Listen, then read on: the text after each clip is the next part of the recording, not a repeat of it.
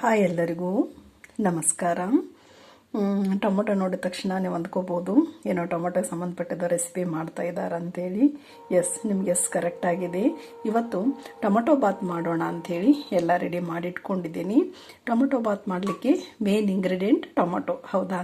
ಹಾಗಾಗಿ 2 ಹುಳಿ ಟೊಮೊಟೊನ ಇಲ್ಲೇ ಹೆಚ್ಚಿಟ್ಕೊಂಡಿದ್ದೀನಿ. ಒಗ್ಗರಣೆಗೆ 2 ಈರುಳ್ಳಿ ಇದೆ. ಇನ್ನು ಬೆಳ್ಳುಳ್ಳಿ ಶುಂಠಿಯನ್ನು ಇಲ್ಲಿ ಜಜ್ಜಿಟ್ಕೊಂಡಿದ್ದೀನಿ. ಕರಿಬೇವಿದೆ, ಕೊತ್ತಂಬರಿ ಇದೆ. ಇನ್ನು ಹಸಿ ಬಟಾಣಿ ಕಾಳು, ಹೌದಾ, ಅದೊಂದು ಬೌಲ್ ಎತ್ತಿಟ್ಕೊಂಡಿದ್ದೀನಿ. ಆ್ಯಕ್ಚುಲಿ ಪುದೀನ ಕೆಲವ್ರು ಹಾಕ್ತಾರೆ, ಕೆಲವ್ರು ಹಾಕೋದಿಲ್ಲ, ಇದು ಆಪ್ಷನಲ್. ನಾನು ಚೆನ್ನಾಗಿದೆ, ಫ್ಲೇವರ್ ಚೆನ್ನಾಗಿ ಬರುತ್ತೆ ಅಂತೇಳಿ ಪುದೀನಾನು ಎತ್ತಿಟ್ಕೊಂಡಿದ್ದೀನಿ. ಇನ್ನು ಇದು ದೊಡ್ಡ ಮೆಣಸಿನ್ಕಾಯಿನೂ ಸಹಿತ ಆಪ್ಷನಲ್. ಇದು ನೀವು ಇಷ್ಟ ಇದ್ರೆ ಹಾಕೋಬೋದು, ಇಲ್ಲದೇ ಇದ್ರೆ ಇದು ಸ್ಕಿಪ್ ಮಾಡಿದ್ರೆ ನಡೆಯುತ್ತೆ. ದೊಡ್ಡ ಮೆಣಸಿನ್ಕಾಯಿ ಜೊತೆಗೆ ಪುದೀನ, ಹೌದಾ? ಇದು ಬಿಟ್ಟು ಮಿಕ್ಕಿ ಸಾಮಾನು ಇಂಗ್ರೀಡಿಯೆಂಟ್ಸ್ ಏನಿದೆಯಲ್ಲ, ಟೊಮಾಟೊ, ಶುಂಠಿ ಬೆಳ್ಳುಳ್ಳಿ ಪೇಸ್ಟು, ಈರುಳ್ಳಿ, ಇದೆಲ್ಲ ಇದು ಬೇಕಾಗತ್ತೆ. ಇದು ಇಲ್ಲದೇ ಇದ್ರೂ ನಡೆಯುತ್ತೆ, ಪುದೀನ ಮತ್ತು ದೊಡ್ಡ ಮೆಣಸಿನ್ಕಾಯಿ, ಹೌದಾ? ಇನ್ನು ಮಸಾಲೆ ಸಾಮಗ್ರಿ ಅಂತ ಹೇಳಿದ್ರೆ ಚಕ್ಕೆ ಇದೆ, 2 ಏಲಕ್ಕಿ ಇದೆ, ಲವಂಗ, ಇನ್ನು ಪಲಾವ್ ಎಲೆ, ಹೌದಾ?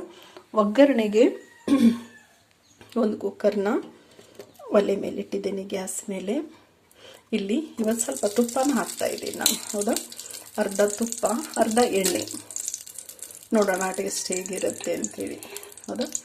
1 ಸ್ಪೂನು ತುಪ್ಪ ಮತ್ತು 1 ಸ್ಪೂನು ಎಣ್ಣೆಯನ್ನು ಇಲ್ಲಿ ಸೇರಿಸ್ತಾ ಇದ್ದೀನಿ.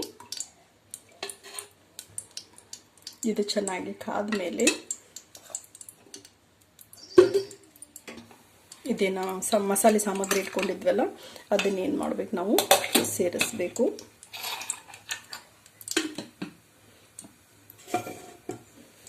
ಮಸಾಲೆ ಸಾಮಗ್ರಿ ಅಂತ ಹೇಳಿದ್ರೆ ಇವತ್ತಾದರೂ ಸಹಿತ ನಾನು ಯಾವುದೇ ಮಸಾಲೆಯನ್ನು ರುಬ್ತಾ ಇಲ್ಲ. ನೀವು ರುಬ್ಬಿ ಮಾಡೋದಾದರೆ ಈರುಳ್ಳಿ, ಪುದೀನ, ಹಸಿ ಕೊಬ್ಬರಿ ಅದೆಲ್ಲನೂ ಏನು ಮಾಡ್ಬೋದು, ನೀವು ಸೇರಿಸಿ ಮಿಕ್ಸ್ ಮಾಡಿ ಏನು ಮಾಡ್ಬೋದು, ರುಬ್ಬಬೋದು. ರುಬ್ಬಿ ಮಾಡಿದ್ರೆ ಚೆನ್ನಾಗಿರುತ್ತೆ.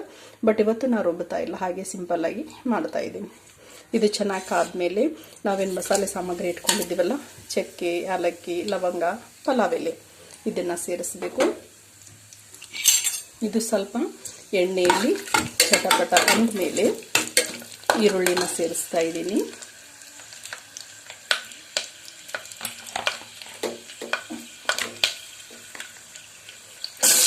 ಹೆಚ್ಚಿಟ್ಕೊಂಡಿರೋ 2 ಈರುಳ್ಳಿನ ಇಲ್ಲಿ ಸೇರಿಸ್ತಾ ಇದ್ದೀನಿ.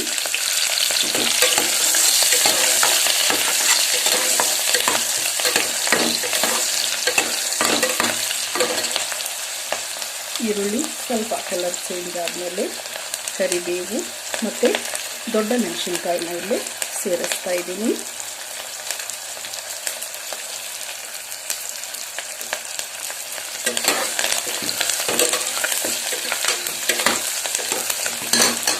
ಇವಾಗ ನಾವು ನೆನೆಸಿಟ್ಕೊಂಡಿರೋ ಬಟಾಣಿ ಕಾಳನ್ನು ಸೇರಿಸ್ತಾ ಇದ್ದೀನಿ. ಈ ಥರ ಬಟಾಣಿ ಕಾಳನ್ನು ನಾವು ಒಗ್ಗರಣೆಯಲ್ಲೇ ಸೇರಿಸೋದ್ರಿಂದ ಏನಾಗುತ್ತೆ, ಬೇಗ ಏನಾಗ್ಬಿಡುತ್ತೆ, ಬೆಂದು ಬಿಡುತ್ತೆ ಅದು, ಹೌದಾ?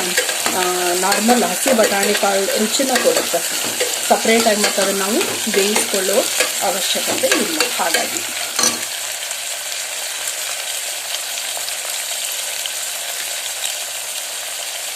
ಇದು ಸ್ವಲ್ಪ ಬೆಂದ ಮೇಲೆ ನಾವೇನು ಮಾಡಬೇಕು, ನಾವು ಜಜ್ಜಿಟ್ಕೊಂಡಿರೋ ಶುಂಠಿ ಬೆಳ್ಳುಳ್ಳಿ ಪೇಸ್ಟನ್ನು ಹಾಕಬೇಕು. ಮತ್ತು ಟೊಮಾಟೊ, ಪುದೀನ ಲಾಸ್ಟಿಗೆ ಹಾಕ್ತೇನೆ, ಅದು ಬೇಗ ಎಣ್ಣೆಯಲ್ಲಿ ಏನಾಗ್ಬಿಡುತ್ತೆ, ಕರಗಿ ಬಿಡುತ್ತೆ. ಹಾಗಾಗಿ ಲಾಸ್ಟಿಗೆ ಪುದೀನ ಸೊಪ್ಪನ್ನು ಹಾಕ್ತೀನಿ.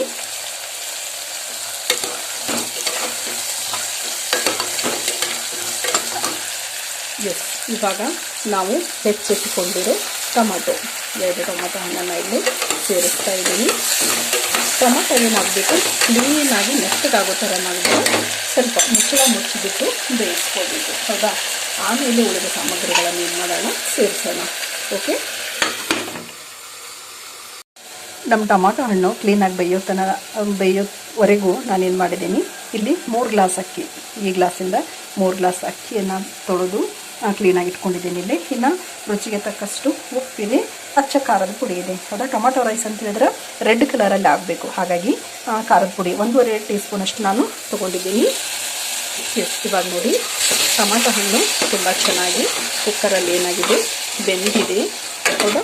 ಇವಾಗ ನಾವು ಇದಕ್ಕೆ ನಾವೇನು ಎತ್ತಿಟ್ಕೊಂಡಿದ್ವಲ್ಲ ಉಪ್ಪು, ರುಚಿಗೆ ತಕ್ಕಷ್ಟು ಉಪ್ಪು ಮತ್ತು ಖಾರದ ಪುಡಿಯನ್ನು ಸೇರಿಸ್ತಾ ಇದ್ದೀನಿ.